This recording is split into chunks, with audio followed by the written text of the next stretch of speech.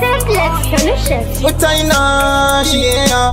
Lenny G, King Kaxmi, Mr. President, awoi.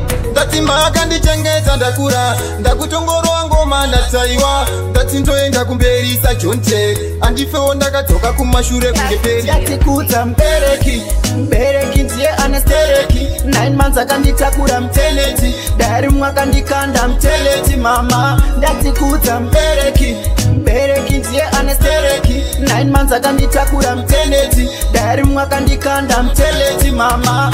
Vakandibereka mudumbu 9 months, vakandichengeta svika ndayeruka. Iko zvino ndakura ndakuvabuka, ndichivanongedza ndichivachuka. Vakanditakura 9 months kwete 1, upenyu hwaivava kunge kwirikwiti. Muhondo dzangu ndimime ndimiririra pane vavengi varongonditeera mariva.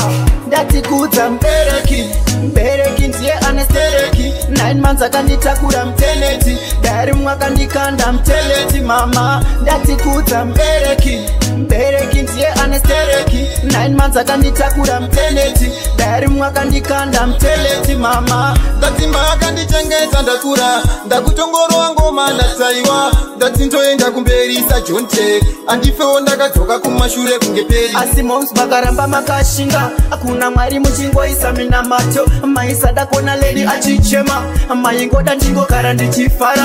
Ndatikudza mbereki, mbereki ndiye anestereki. 9 months akanditakura mteneti, dari mwaka ndikanda mteleti mama. Ndatikudza mbereki, mbereki ndiye anestereki. 9 months akanditakura mteneti, dari mwaka ndikanda mteleti mama.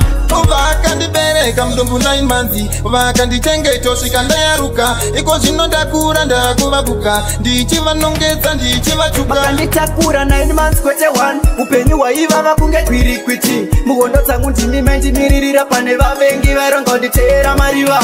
Ndatikudza mbereki, mbereki ndiye anestereki. 9 months akanditakura mteneti, dari mwaka ndikanda mteleti mama. Ndatikudza mbereki, mbereki ndiye anestereki. 9 months akanditakura mteneti, dari mwaka ndikanda mteleti mama.